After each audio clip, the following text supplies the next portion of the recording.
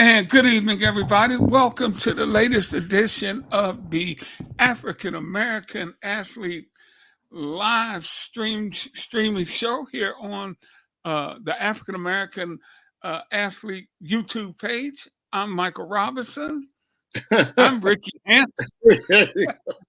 I'm Rickey Hampton with my friend and frat brother Michael Roberson coming to you on the Wiz. Mike, you got to forgive me, man. I'm still excited.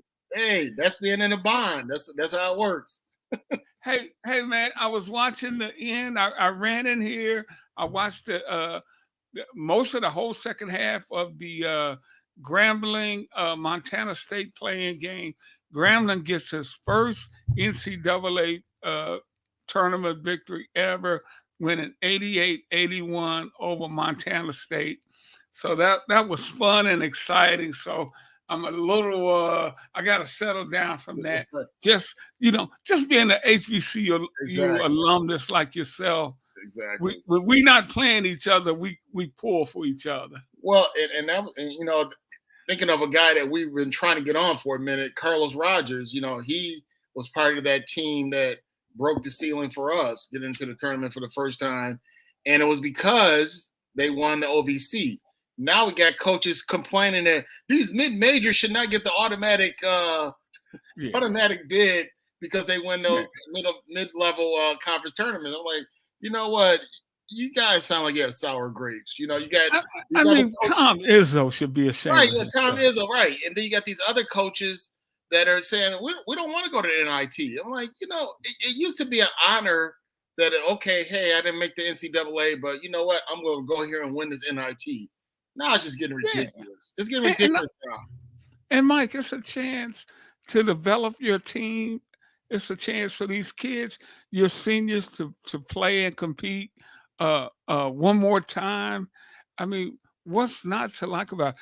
Okay, you don't get to go to New York City anymore because they moved from Madison Square Garden, but you're going to Indianapolis. Hinkle Fieldhouse has a lot of tradition there. But just the opportunity to go out there and compete, man.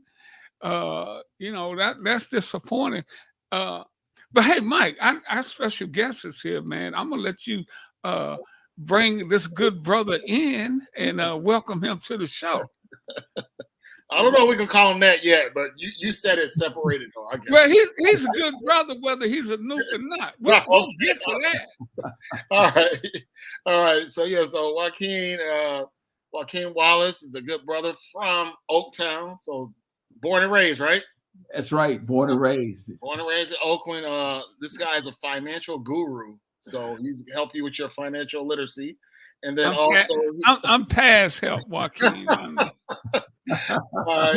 No, hey, we know who Joaquin needs to call. Somebody that's running for president. He need about $500 million, Joaquin. It's so funny to see this billionaire begging for 20. Alleged billionaire. Yeah, this so-called the broke billionaire. How about that? But anyway, I digress. Okay.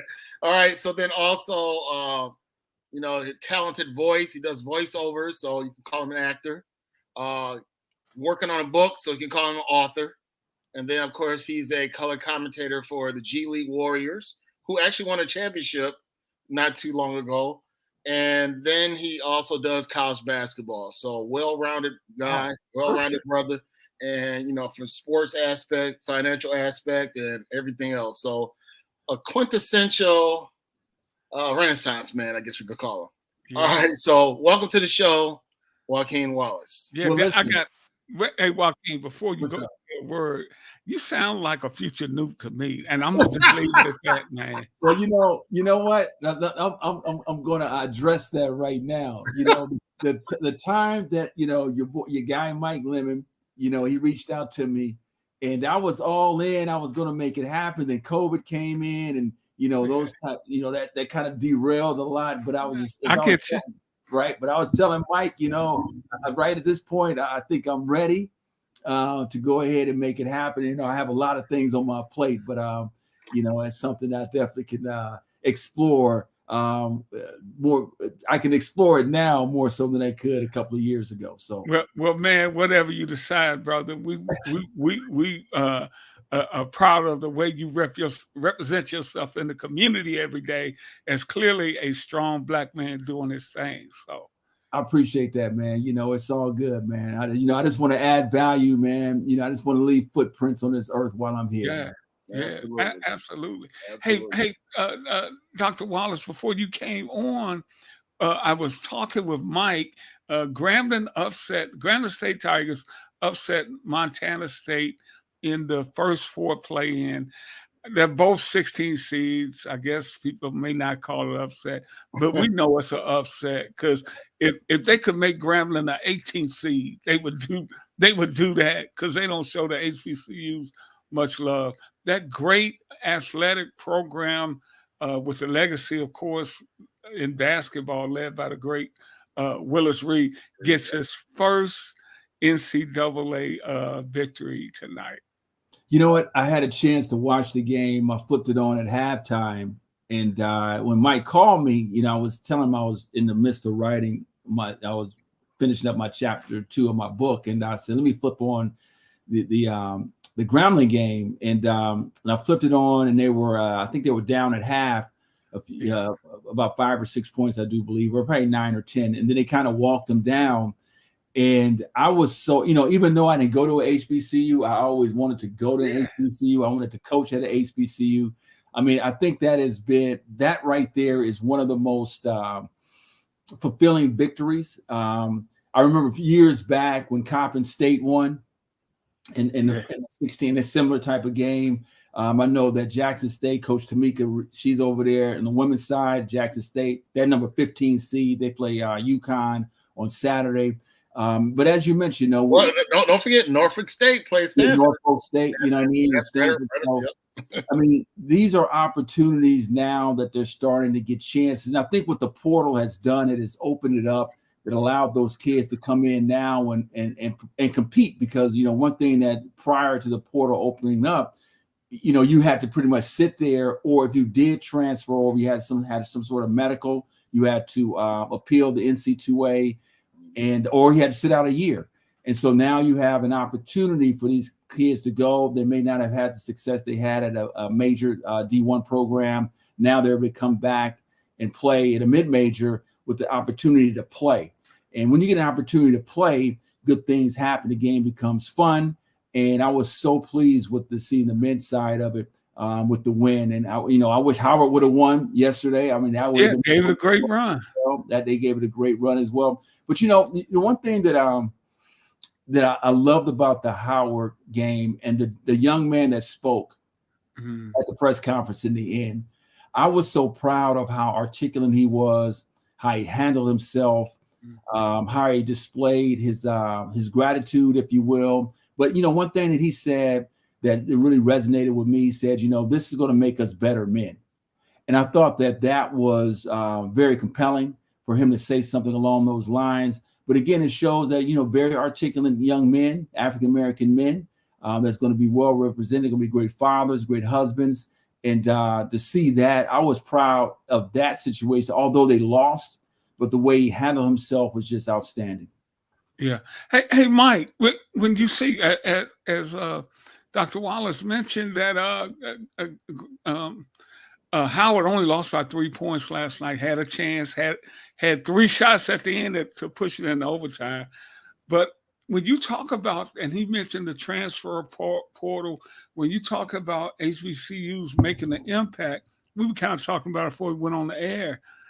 Is basketball the best way for this to happen now? If you can get 2 or 3 guys to come home, hey, there's 1,600 guys that are expected to hit the men's transfer portal, was just opened up the other day. If you get 2 or 3 guys, you get some players. In fact, Grambling had a guy tonight that made key plays for him down the stretch. This was his 4th school.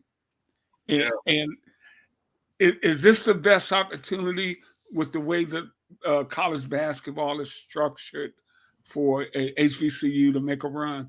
Well, the thing about it is that I have a unique situation here. I'm covering a very high academic school, that's considered the Ivy League of the West. So a lot of people felt like, well, Stanford won't really be able to benefit from this because the academic standards, even though you can have people coming in, but and people, they've really felt that in football.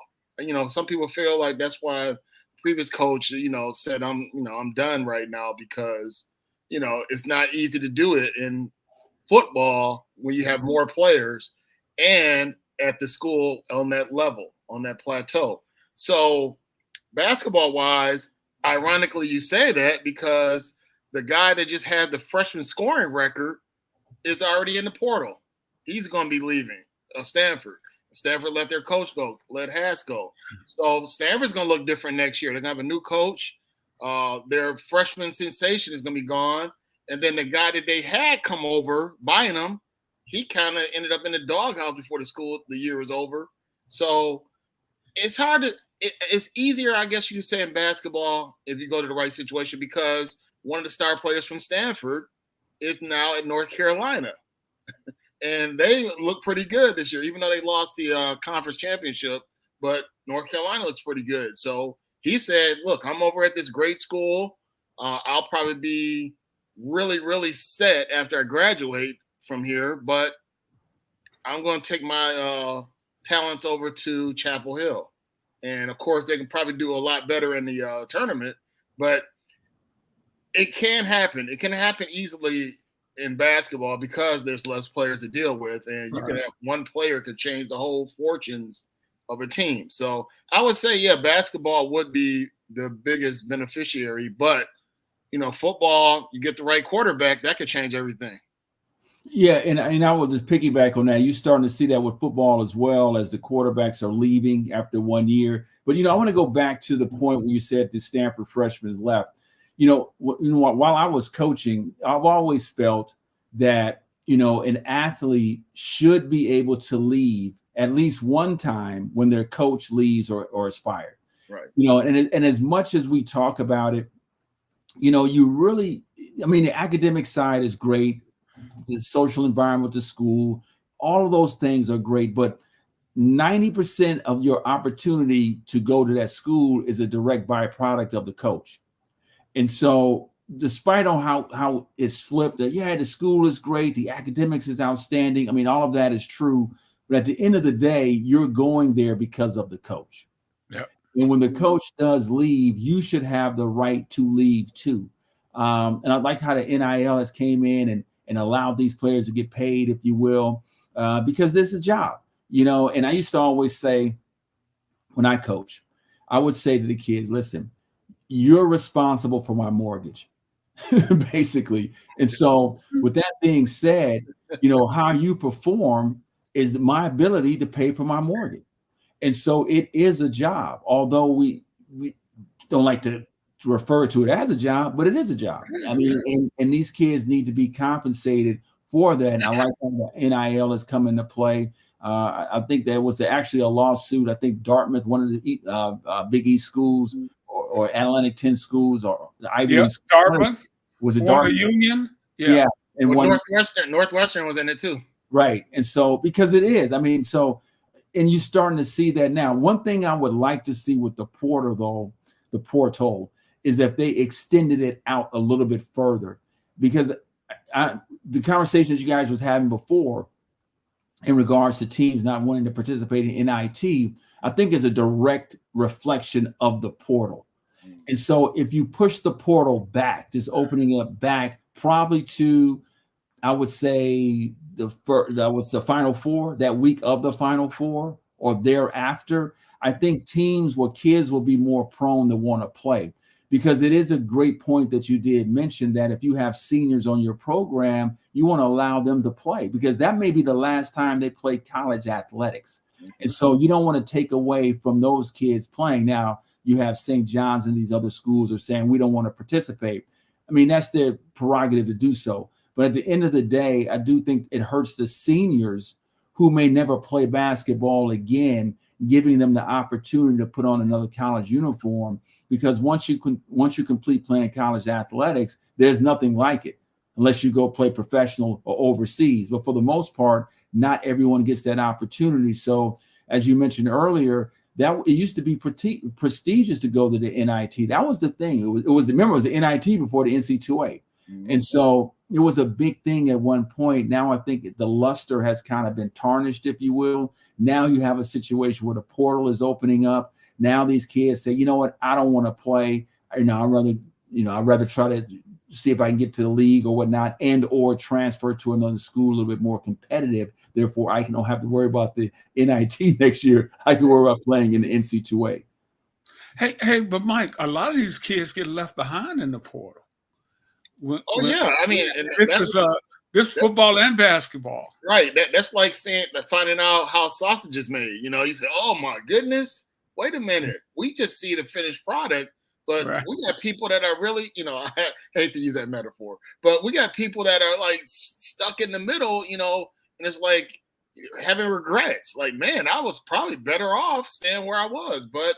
The thing about it is that we can't walk in everybody's shoes. So, they felt in their heart that this would be a better scenario, and it just didn't work out. So that's the catch-22 of it, though, that you'll have some that make a very triumphant and righteous move to another place. Like I said, Harrison Ingram, went to North Carolina.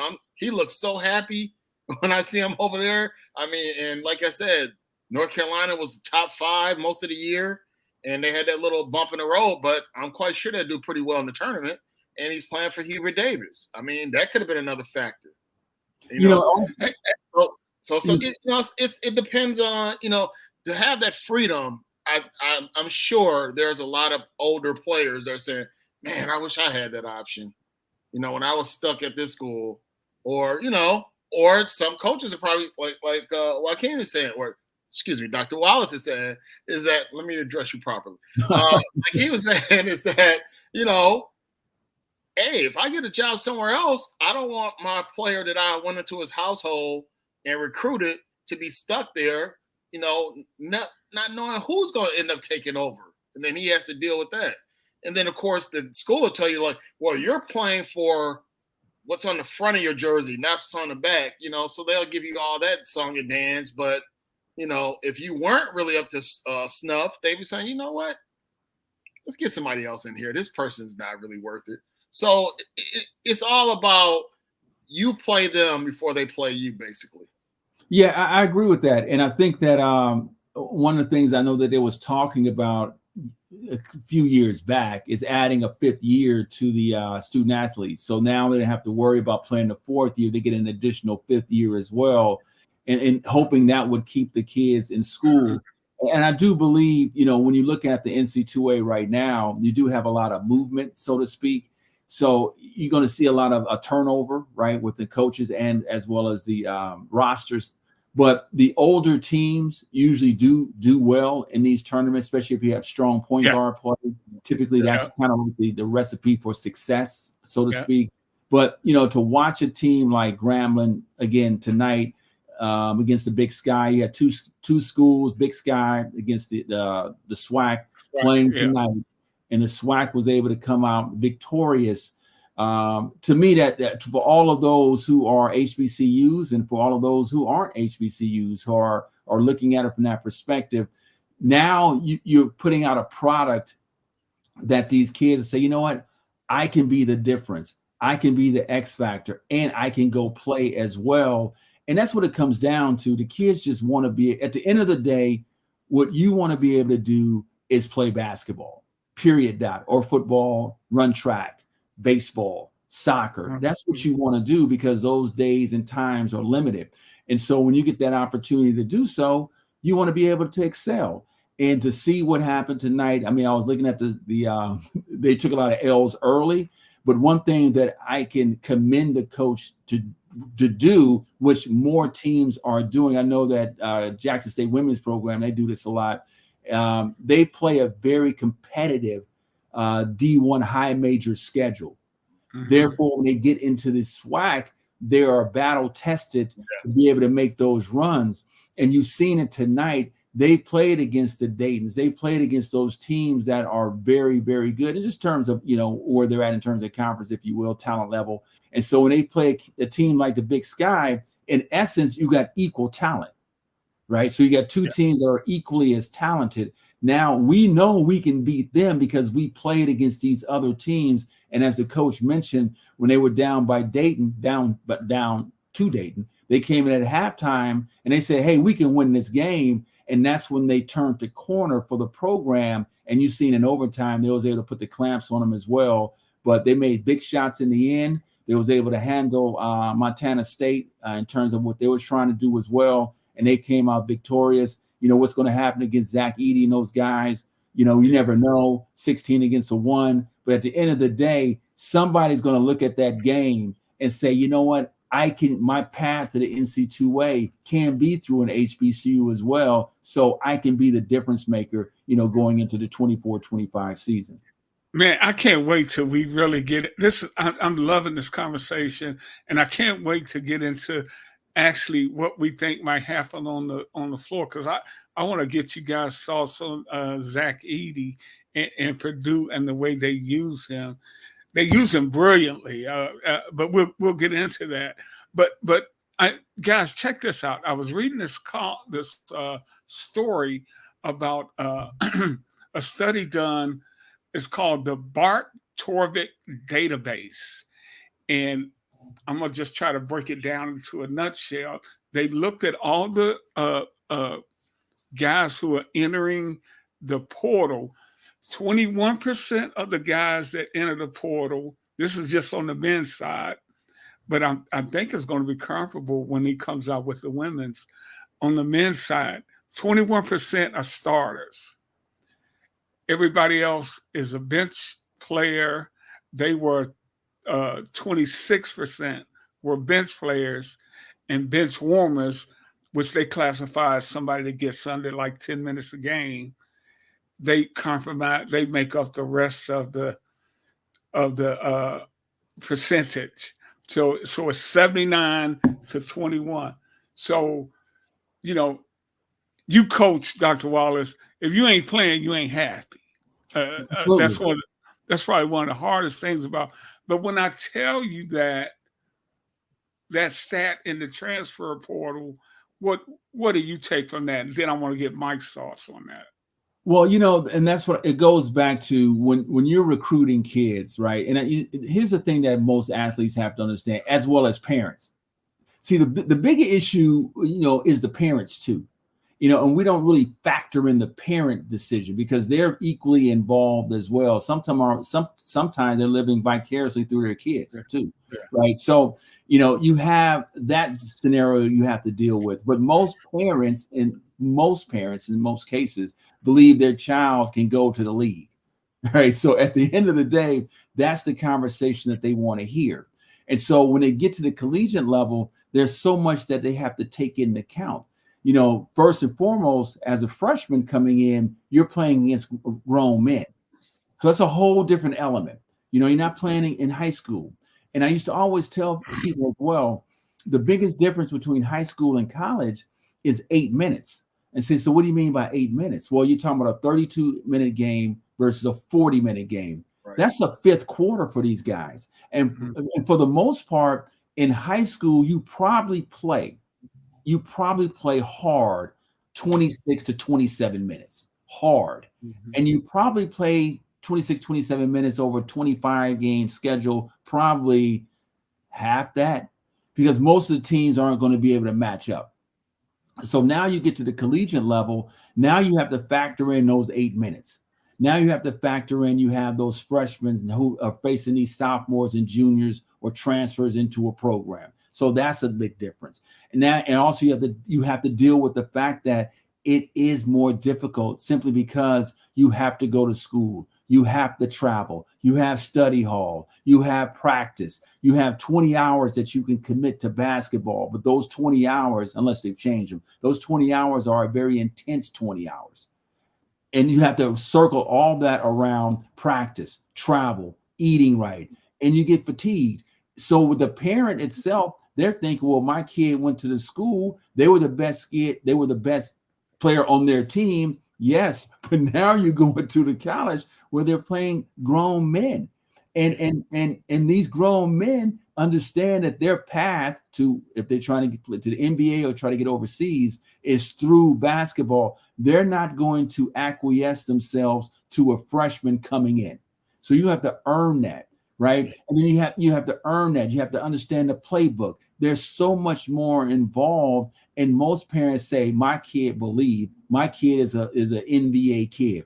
Well, yeah, maybe, but for the most part, they may not be, because every college team typically has the best player from the high school team on that team, and or they may be transferring in a sophomore, junior, or senior who was probably good in high school but didn't get that much run at the school they're at.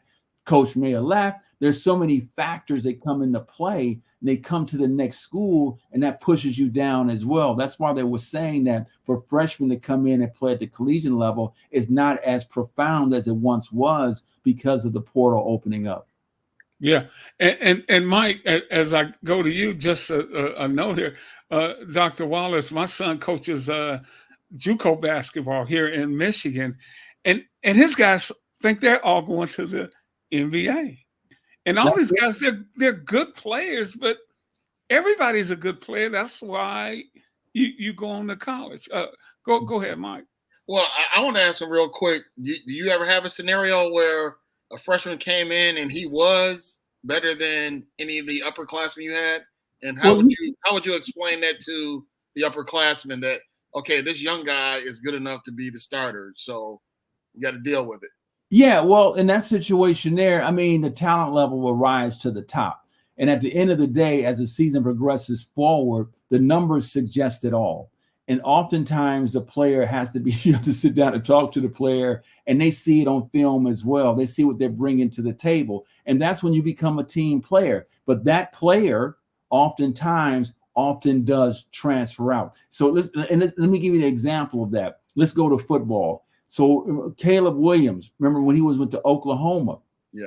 I think Rattler was the quarterback at the time. He was a starting quarterback. Caleb Williams came in at one point, rallied him to a victory. And the next thing you know, he's a starting quarterback. And then Rattler, he wind up being on the bench. And what did he wind up doing the next year? He transferred out, right? Yeah. Simply because of that. So, the portal does allow you to leave and find the right situation for you. But for the most part, the cream rises to the top. Now, in most cases, you never know. You may be pretty good. You just haven't got the opportunity to play. That can happen as well, too. I mean, it does happen. We see that all the time. But for the most part, if a person's not getting the run, what we call it the tick on the bench, if you will, if he winds up leaving, what guarantees him the same opportunity to get that tick at the next program? Because the same deficiencies you had at that program A, you're going to be carrying them over to program B unless you've made some sort of intensive type of contribution to yourself to get to the next level. But sometimes you only can do so much. You can't teach height, right? I mean, and some guys are just better. Some people are just better. Some people are just faster. Some people just have more talent. And it is what it is. And so sometimes you wind up seeing these kids run from this program to this program to this program, and they still haven't found their niche. And it's a very rare occasion, though, that they get somewhere and finally get an opportunity to showcase their talents. But they have to do a lot of self-inventory with themselves to get to the point where they can compete at a high level. Right. Hey, Mike, like somebody on the USC women's team, you see Juju Smith come in and see what she's done this year. Absolutely. Juju Watkins. I mean, Juju Watkins, yeah. I think Juju Smith might be a guy. I think that's a football player, Juju. Well, Mike, hey, I kind of know why she's ahead of me, whether I want to admit it or not, right? Mike, I know you was at the game when she dropped that 50 burger down at Stanford. Yeah. I mean, listen, I really didn't get a chance to watch a lot of Juju, but I watched a little bit of the Pac-12 tournament, just like 4 or 5 minutes when she played, not the game they played Stanford, the game before they played Stanford for the championship. And I said to myself, man, she's just different. she's a whole different level. You know, I mean, she plays. I mean, that girl is skilled. Yes. I mean, she can take you off the bounce, mid-range, behind the back, behind the arc. She's long, she's athletic, she's only going to get better. And you know, you got Mackenzie Forbes over there. You got a good surrounding team with her, but she's the engine to make it work. She is just different. Yeah. She's a different athlete. Right. Period. Well, see, and that's the thing about it, that if you play, you know, whatever level you played, but you played and you really love basketball, you could tell she probably played with guys. Oh, for sure. The way she played.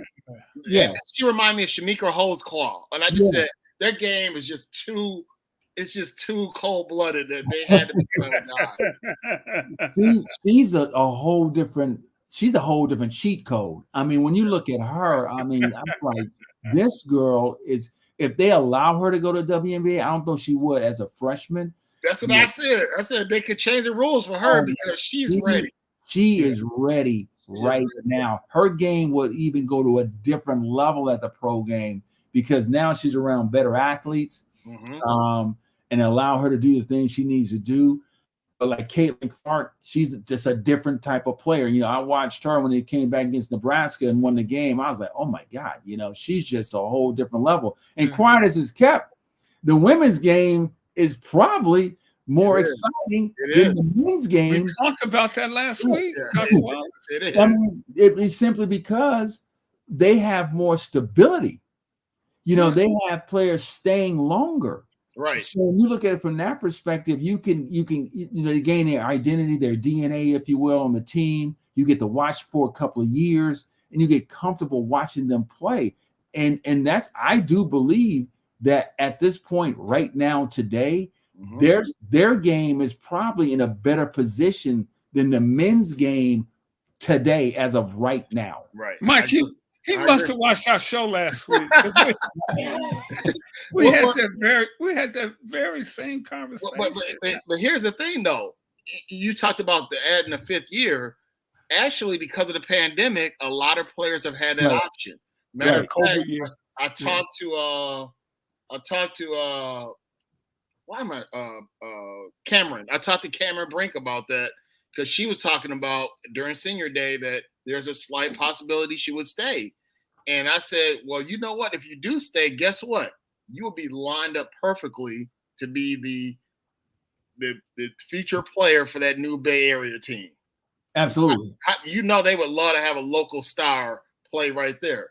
And then Caitlin had the same scenario. She could have stayed an extra year because of COVID. And she would have been going head-to-head with Juju in the Big Ten. That's where USC is going right now. That would have been a compelling matchup to watch Juju against Caitlin in the Big Ten. I mean, that's a whole different thing, you know, talking about the realignment, if you will. But, man, I tell you what, that would have been a great matchup to watch for a year anyway, because she's a unique player as well. She's going to add some value to the WNBA. And when you look at the WNBA, how they've been able to grow their brand over the last several years, last decade. They've done a great job with that. But these young players are coming in, they're adding some value. They have so much liquidity with their game itself. They can do things now that you couldn't do 10 years ago. Yeah. You look at generations every 20 years, but you look at every 10 years, they've just taken the game to a whole different level in regards to skill set, conditioning. But most importantly, what you find, I think, with the women's game and the collegiate game, what's happening is that these coaches are calling a more open court game. They're running their offense are more geared towards spacing and scoring because the women now can do the things that they couldn't do 10 years ago, right? So now they can take you off the bounce. They can shoot the mid-range. They have handles. They're Euro stepping. They're doing things that you're like, wow, this is impressive. But most importantly, I think what they're showing now is the passion. They're playing with that passion, that edge. That they're very physical. Stuff like, wow, women don't play like that. No, they play like that. It's just that society wasn't acceptance of them playing like that.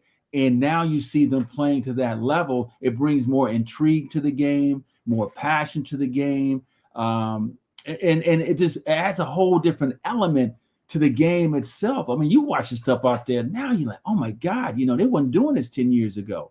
They wasn't doing this 20 years ago. I mean, they're doing stuff. I mean, just with the Euro step alone. I mean, and because what you find is that their bodies are stronger. They've done a great job on their lower half of their bodies, right? Because women typically in the early years would have more ACL tears. You're seeing less of those because they understand how the physio is now involved in the game itself. Things that they're doing, the implementation of weights, all the things that was taboo earlier, now is in the forefront, and it's allowing these women to play at a high level. And this is the best basketball, and it's only going to get better. So now you're starting to see them really starting to launch. And Mike, I've always thought the women shot the ball better than the men. Definitely more fundamentally sound because they always played under the basket. The only thing they don't do is dunk the ball sensationally like these guys, and everybody gets crazy about the dunks. Granted, the kid had a great dunk on Austin Reeves the other night. But they lost by 37. I'm saying that I really don't think. I think they hyped that too much. He threw the ball through the rim. He didn't even dunk it. No, I'm not talking about. Yeah, he threw that. Anthony Edwards, just like Blake Griffin did. And I'm talking about the dunk that the kid had against the Lakers against Austin Reeves. Oh yeah, that was legit. That was legit. But Dr. Wallace, they lost by 37 points. And that's the thing, I think now, and I think that's the problem what you find with the men's game, with the professional game as well. I'm old school. I grew up in the 80s and 90s. I love the 80, 90 games. I love the Knicks and the Bulls. I love the Knicks and the Bulls and the Pacers. I love that style of basketball, but now it's an open style game, which is fine itself. There's a lot of fundamentals that aren't right, but you still have to do the basic stuff. Come to a jump stop, reverse pivot, make sure you pass the ball, come to the basketball, so to speak. And you see that a lot, when I call out of the G League games, and I'm gonna tell you something right now. Okay. The G League have some serious talent. Yeah. I mean, serious talent. The issue is that the NBA has serious talent. Right. And so these guys just can't get up on the rosters, but they have, some serious skills. No doubt. It's only and it's only going to the next level for sure, man. Well, I have a quick question about that. So of course you got both, like I said, both teams have won championships. But when somebody gets called back down from the Warriors, what is usually their mindset? Do they come down with a chip on their shoulder, or do they just come down and say, look, I'm coming down here to either get better or I'm coming down here to do that? You think of somebody like our guy that got punched. Yeah, Jordan. Yeah, Jordan. Didn't Jordan come down there and improve a little bit? Yeah, so what is it like when that happens? So we I got hired on in 2019, and that was Poole's first year. Okay. And so he played a little bit with the Warriors, and then they sent him down. Right. But his mindset was basically in the beginning. I think they do be upset. They're not excited about coming down because they are a first round pick, but they are on a pro contract. And so they're getting professionally paid versus a two-way contract or a G League contract. And so in that situation there, as long as it is communicated on why you're coming down, this is why, because you have to play. And oftentimes you find on that team in 2019, right, he wasn't going to get that much run. So either A, we can put him on the bench and let him not play and develop, or we can send him down and he could play a full season. The next year was the COVID year, and he wound up playing because Clay got hurt that year. And then the next year they won the championship. So he played down in his first year, got better, understood the offense, got in basketball shape, right? Because if you're sitting on the bench, you're not getting basketball shape. You get in basketball shape, learn the offense, do what you need to do. Next year was a COVID year where Clay got hurt. He played throughout that year. And then he was a rotational guy, a heavy rotational guy the year they won the championship. And so it worked out well for him. But then you look at a Wiseman. I was just going to ask you about Wiseman. I'm here in Detroit. Yeah. I was going to ask you about him. The other night he had 22 and 12. I just looked tonight. He had 7 points. He only played 17 minutes. I don't know if he got in foul trouble. What's your take on him? Yeah, so here is my take on the Wiseman situation. First and foremost, when you draft a guy into your team, you always typically draft a guy that fits a scheme. And when you look at the Warriors during that time, the Warriors was not a post-up team. And Wiseman was a post-up post. And so if you looked at the way that the team was developed, you had Draymond Green. I call him a flex five. He plays on the perimeter. All their offenses ran from Draymond Green, basically during that time. They were not geared to play a traditional 4-round-1 type of offense. So when they drafted him, I felt it was like putting a square peg in a round hole. That was my personal opinion about it. And so when he got there, he was pouting, obviously, because he felt he should have played. He didn't play in college as well. So he didn't get that opportunity. Now you jump up to your number one pick by a team, and you're not getting that much run because you didn't fit what they thought that you could be. Because think about it, you have to change the entire offensive philosophy with him in the game. Well, it didn't fit what he was doing, right? So with that being said, he didn't work as hard, if you will. He goes down to the G League. We covered a few games with him. And at that time, I felt that he could have been a little bit more aggressive in the block area.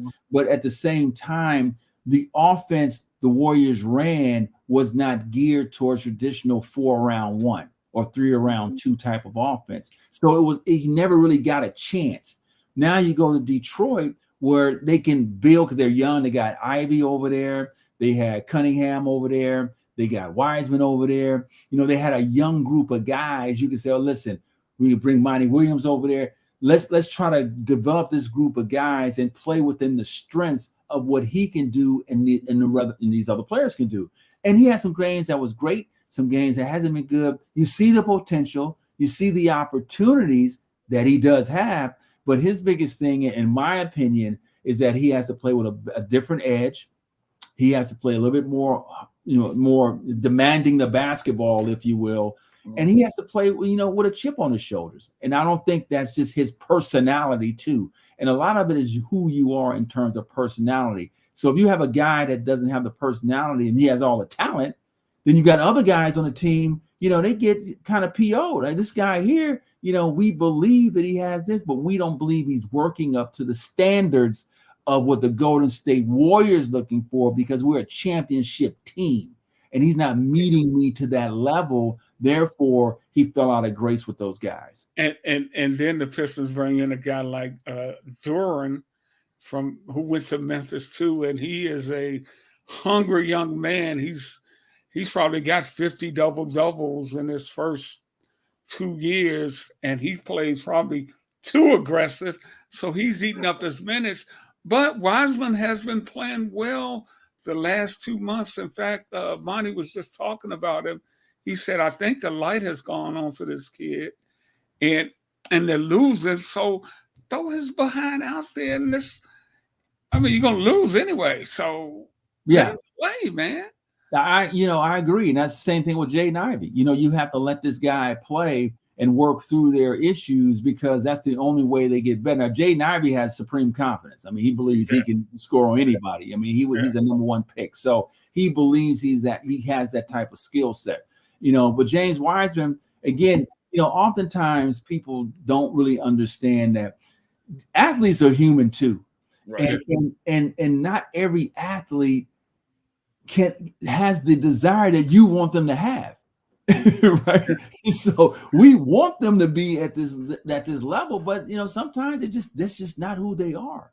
You look at DeAndre Ayton. I felt DeAndre Ayton at Phoenix he's a walking double-double. Right. But at the same time, it was something that he didn't bring to he's from what I understand. He pouted a lot because he wasn't getting the ball. He was the third option, fourth option. He goes to Portland, kind of a similar thing. Now he says he was sleeping on an air mattress. That kind of made the difference. He figured that out, So you have all these things these guys, for the most part, you want them to do well, but again, at the same time, they have to want to do well, right? So they have to want to be the best they can be. And I used to always say from a coaching perspective, I can't want it more than you. Right. Yeah. Let me get everybody caught up. And Dr. Watts, you got to come back. This hour is almost up already, and it feels like we just got to start. This has been a tremendous conversation. You're watching the African American Athlete live stream here on YouTube with Michael Roberson. I'm Rick Hampton. We're joined by Dr. Joaquin Wallace, coach, author, motivator. I mean, this guy's a total package, Mike Robertson, announcer. Yep. Go ahead, Mike. No, I'm just saying. Here's my question. So you're down there, covering them at the G League down in Santa Cruz. So people across the country.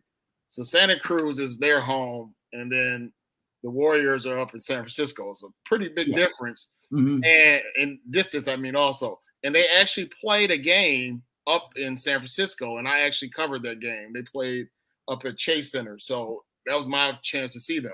But my question, Joaquin, is that do they have to run a similar offense as the big team, or is it just a whole, their individual way they run their offense depending on their coach, or do they have to have it kind of similar to the Warriors, this Golden State Warriors, because how are they going to make that transition back and forth? And I mean that's a great question. So I'm gonna kind of liken it to varsity and junior varsity. Okay. All right. So if I'm the varsity, I'm the head varsity coach. I hire my junior varsity coach. Right. Right. My job is to make sure my JV coach runs similar offense that we're running at the varsity level, because we never know, somebody may get injured. We may need to bring somebody up, and they have to understand the calls. Now, you give the coach the flexibility to add certain sets, if you will, but for the most part, you're going to run some similar actions that you would run at the professional level too, because you got to think about it. These guys, these two-way guys, they're coming up and down. And so you may have a situation where, Klay Thompson may be out. You may have Virginia, he may be out, right? And so let's say we got to bring up, they're already up there right now. You have Quinones, he's already up there, and Robinson or Guy Santos, one of these guys. And they're going to plug and play, right? So we're going to put you in the lineup tonight. You're starting, or you're going to play 20 plus minutes. And when we're calling fist or 41 or whatever our calls are, down at the G League level, we may call it, an open offense, maybe open strong, right? But at the Warriors level, they may call it, 41 high. But it's the same offense. And so that. So you run a similar actions, you know exactly what you want to do. You go through it and walk through, film study, if you will. So when they come up, they can understand, because it's a plug and play, right? Because you can't have me running a total different offense, and then I'm coming up and play with Mike. You're the head coach, and we're running in this 41 strong. You say, well, what is that? What are you talking about? Right? It ain't gonna work. Right. It ain't gonna work. So it's a plug and play. So that's why the two-way guys are so important, because they bring these guys up, injuries, rest nights, if you will. In some case, they need to have so many people on the roster to play a game. A lot of people don't know that. So when that happens, these guys come up, they play immediately, and they usually are pretty good. And then they go back down, and you're hopeful that they're able to get a full contract, if you will, like Quinones has a full contract. So he's not coming back down. Robinson, he's on a two-way deal, so he may come up and down. Guy Santos is on a full contract, from what I understand. So that's why he may come down here and there. That's why he played at the Chase Center, because these guys need to get some run. So listen, we're not putting you down in the G League. We need for you to play, because the only way you can play is in games like this, and this game that they came up and played, and so they stay in shape to be able to participate later on in the season. Hey guys, I'm here in Detroit. Been here 30 years or so, as Mike knows, and most of our viewers out there. Tom Izzo is a legend here in the state of Michigan. He's had some great teams at Michigan State. Won a national championship team in 2000, led by Mateen Cleaves and Charlie Bell and all those guys. And the other day he talked. He's been struggling in the last 4 years for Michigan State. They still made the tournament. He's made the tournament 25 straight years.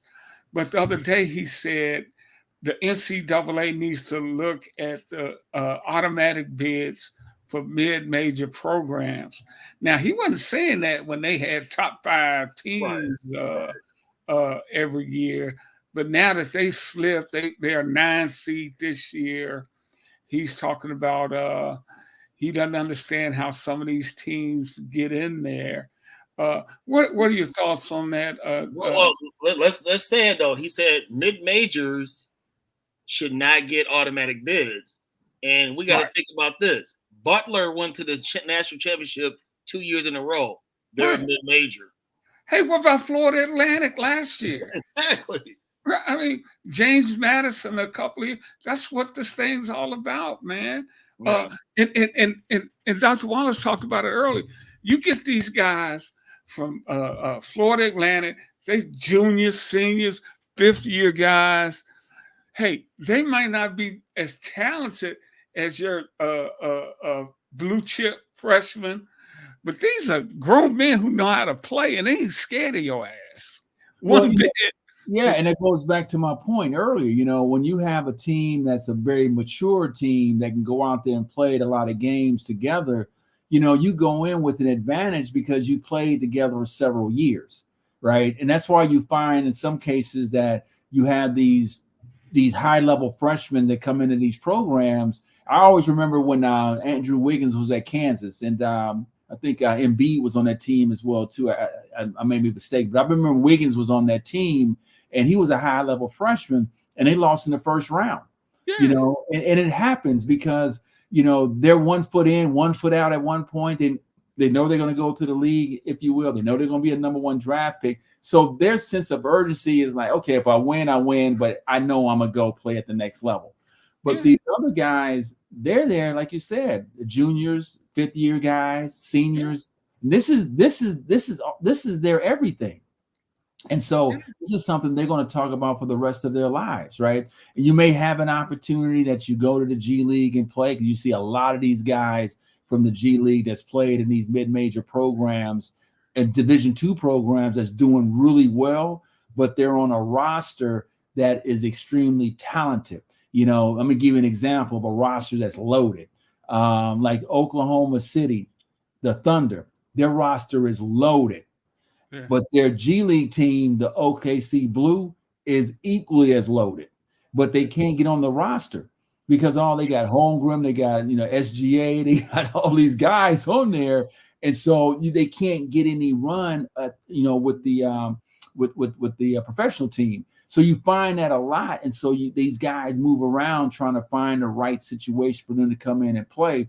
But we've had an opportunity to watch some great, talented guys play that's really, really good. These D2 guys, he's like, man, this guy played D2, or these mid-majors, D1 guys that, you know, play at these schools, and they're really, really good. But I always say it just shows you how good the NBA is, because they're good. But those 12, 15 guys on the NBA roster. Well, but I want to get y'all's thought on what Izzo was saying about really trying to push some of these mid majors out. Well, let me just say this, Ricky. Think about this. 1988, right? You know, you were in Nashville at the time. I was a sports editor at TSU for the Meter. The top 3 scorers in the nation: Hersey Hawkins, 35 points a game at mid-major Bradley. Right. Queenan, I forget his first name. He was at Lehigh. He's a second leading scorer. Third leading scorer, Anthony Mason at an HBCU. That's Tennessee State. Yeah. So those are the top 3 scorers. So basically, one of the three best players in the whole nation, but yet they're at mid-majors, so we don't give them any kind of respect. And and Mace couldn't even get an invite to the Olympic team, which promptly got their butts kicked. And I remember everybody used to talk about Will Purdue was at Vandy. I'm like, this dude's not even the best player in town. Nothing against Will, but Anthony Mason was a dog. Not even the best player in the conference, and they gave him Player of the Year. Remember, it's Dyron Nix. Nix was the best player at UT, and then of course, Mason was the best player in OVC, but they gave it to a Murray State guy. Mark. But your thoughts about the mid majors getting Izzo and the mid majors? Well, I think is that whole saying. It's interesting when the rabbit has the gun. Right? You hear that? I mean, and that's kind of where we're at right now. I believe that the AQ this is what they say you're supposed to do. You're supposed to play the games on your calendar, right? Mm-hmm. You play those games, and if you win your conference, you get an AQ. Yeah. Period. I mean, it is what it is. And so, what does that mean? That Michigan State, Tom Izzo, great coach. Obviously, he has a great resume, but he has to get better players. Yeah. At the end of the day, that's what it comes down to, right? You can be a great coach, but if you have average players, you may have an average season. You can be an average coach and have great players and have a great season. Yeah. And so it comes down to he has to be able to get the players to compete at that level. And if we want to flip it over to football, you see what Coach Saban said. You know what? With the NIL and everything else, I can't reach these guys no more. Yeah. Maybe I'm too old. Maybe the game has passed me by, and he had to exit. I'm not saying Izzo needs to do that, but what I am saying is that the players have now have more control than ever before. It's even, right? Yeah. And they now can go. They're not hamstrung by staying at a place for a long period of time. They can go ahead and kind of manage themselves and put themselves in the best position, and it kind of leveling the playing field more so now than ever. And you start seeing that, like you look at the Mountain West. I mean, they got some squads over there, man. Yeah. And they got the short end of the deal. We was talking on air one game we were doing, and if you look at a WCC, if you want to get to the NBA, you can go through the WCC. Yeah. You can go to Santa Fe, right? Santa Fe gets you there. Hey, we are at the 10 o'clock hour. I just want to send an alert out to our stream provider that we're going to go 15 minutes over tonight. So don't cut us off, please. and Dr. Wallace, we got to have you back, man. We're just scratching the surface on this. Oh, yeah. I do want to get to the tournament a little bit, guys, since it will be tipping off tomorrow. And you talk about Purdue, who Florida Atlantic knocked off last year on their way to the Final Four.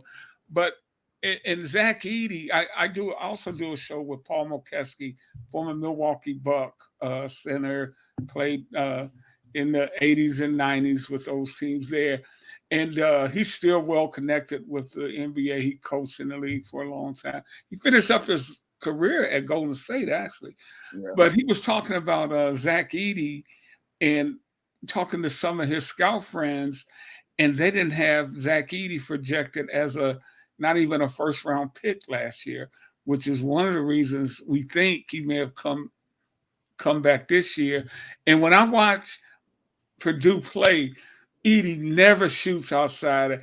They do what they do with him. It is no doubt. He screens down into the post. They throw it, you double. They got a couple of shooters. He might kick it, but he's going to turn and flip that little thing over. And he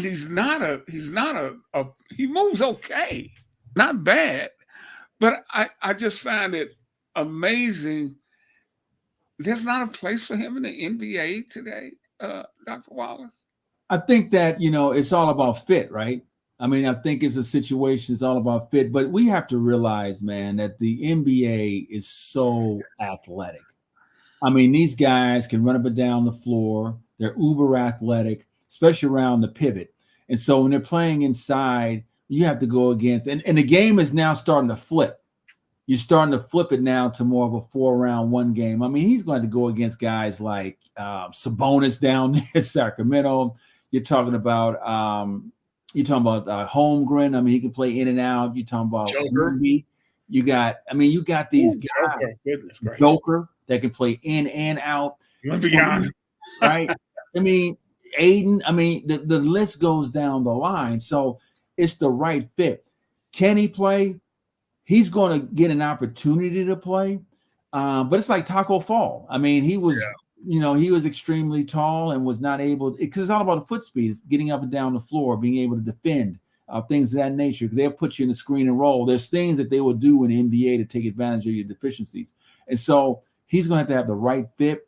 I do believe he's going to he's going to get drafted. I would not be surprised if he plays in the G League.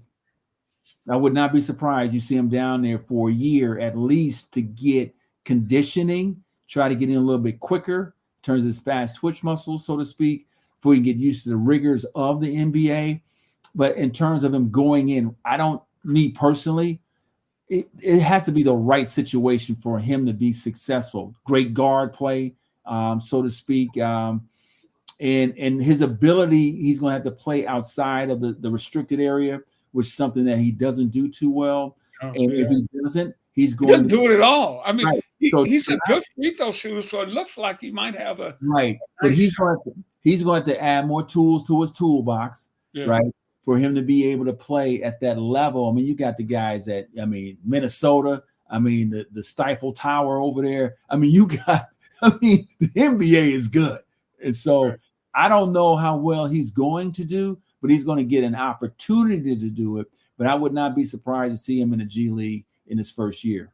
LeBron James, let me get this one, Mike. I'm sorry. LeBron James cracked the 40,000 point mark the other day.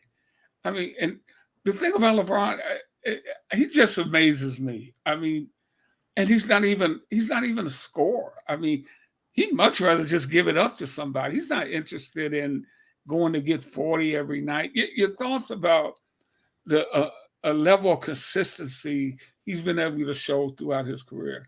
You know what? I really never appreciated LeBron James until I watched him play. And, I had a chance to watch him play with Kings season ticket holders. So we go to a lot of Kings games. And I tell everyone, you have to see this man play in person, because then you really have a true sense of how good he really is and how he affects the game. He's not playing defense like he once was when he was younger, but he can from occasion. But the way his conditioning is incredible. He can score at will, and he plays at a high level that we haven't seen. We just haven't seen what he's doing. But these guys nowadays, high level mentally and physically. I mean, you look at what he's doing. He's 40, right? How old is he? 39, 40? 39. Okay. So he's 39 years of age. He can still drop a triple-double on you. And the NBA is a young man's game. Yeah. Right. So if you look at it from that perspective, when he's on the floor, out of the 10 players, he's probably either number one or number two, the best player on the floor at this age. Yeah. He's incredible. Well, so when you did see him live, you didn't see him game one in Sacramento, did you? No. That was, we seen the last 3 years, and I would make sure I go watch him play. Now, this guy, because he's a treat. It's like watching Steph Curry. We were there when he scored his 50 points in Game 7. I've never seen anything like that. It's just like incredible. This guy is just, the way he gets loose, the way he runs, his conditioning, he's got so much more physically, much more bigger.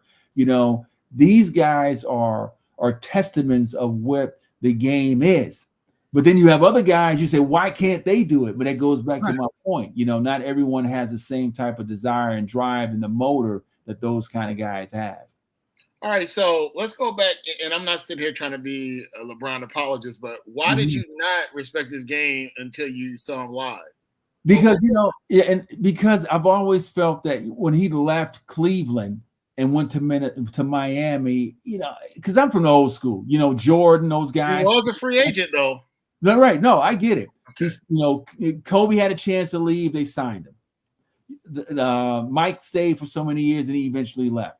You know, and so what I seen he was able to, those guys able to do, I was like, that's how it needs to be done. Now, when he left, because he's a free agent, he has a right to do so.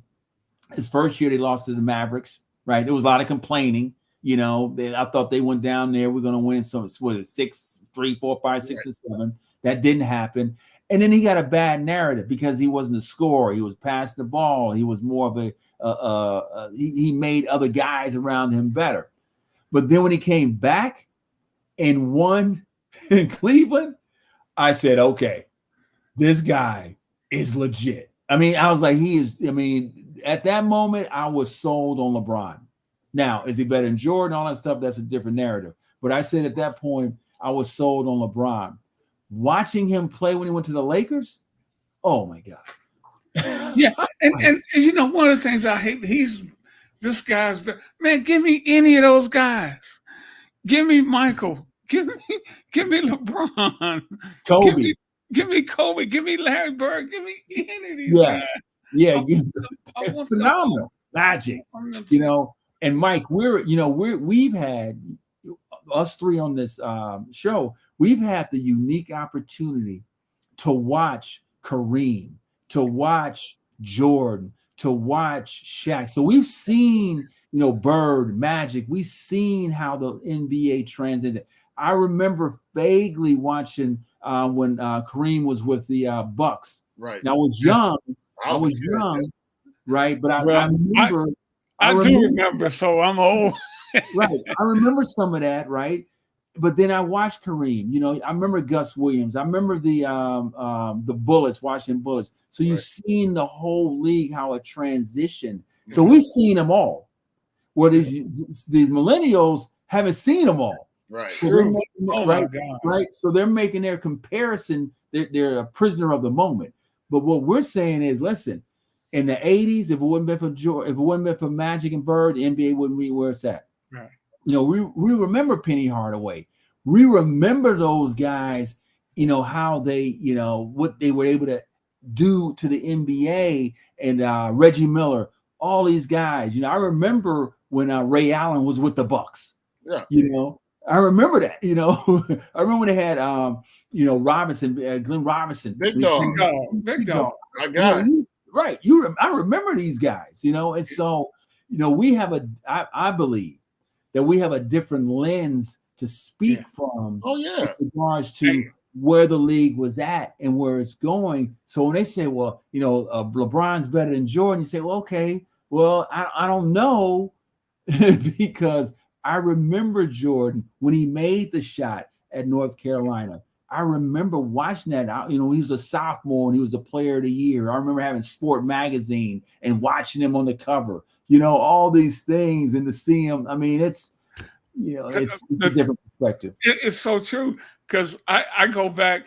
I remember when Doc was in the ABA. I was at Virginia Union, and you could go to the game and watch the Virginia squad for $5.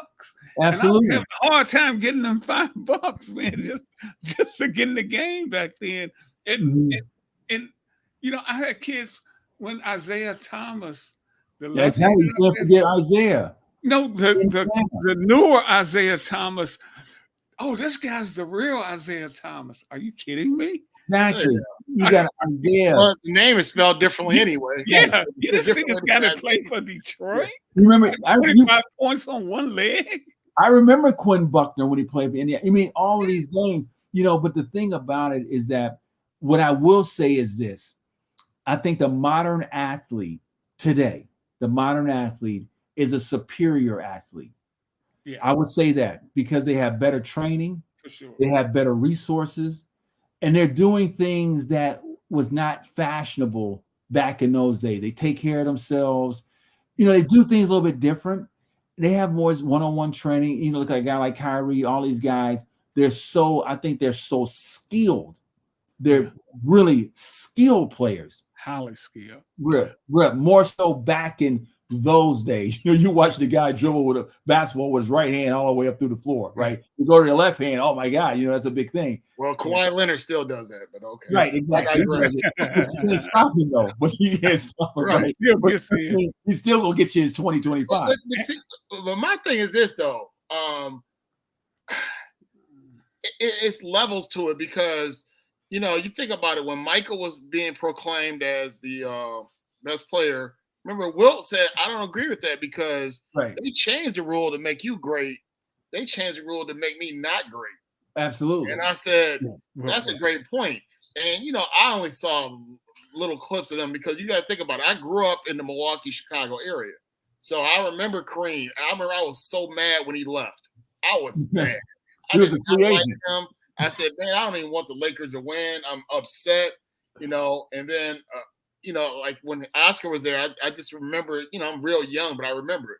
But when I really, really got into it and was really cognizant of what's going on, it was when the NBA had absorbed those 4 teams.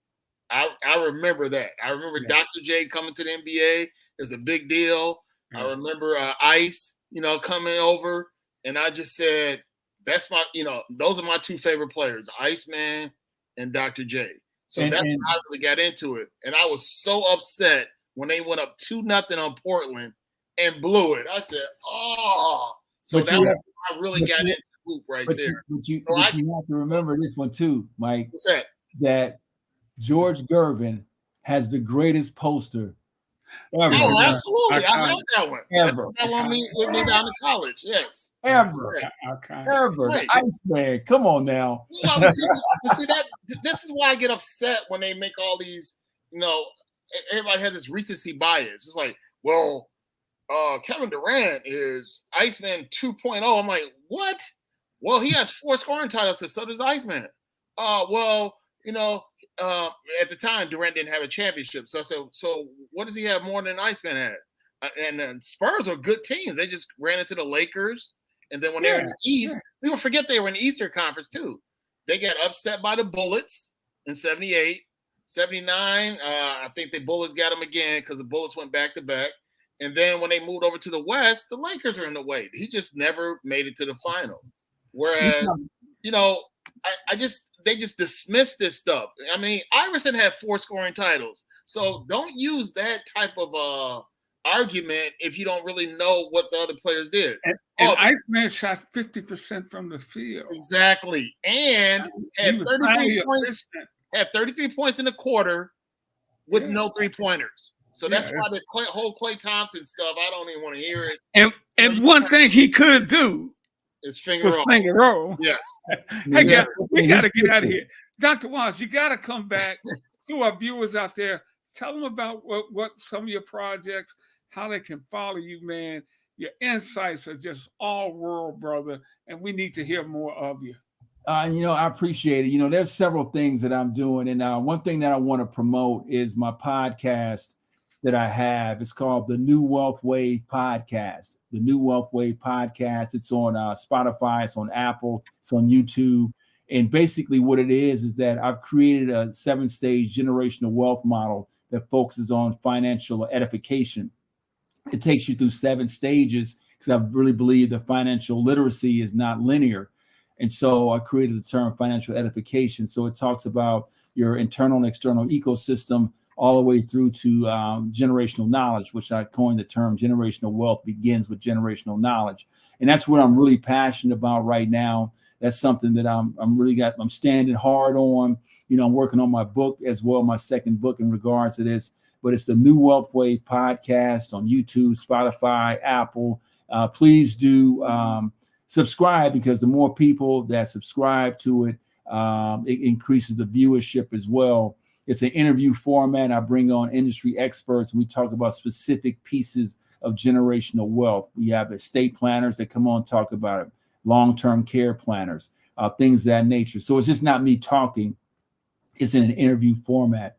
Also, again, as you mentioned, I do stuff with the G League, the Warriors, as a color commentary. I've been doing that. I do stuff for ESPN Plus as well for St. Mary's as a color commentator for basketball. But also I do play-by-play for Santa Clara baseball, because I played college baseball. So I'm enjoying that as well. So there's a couple of things I'm working on.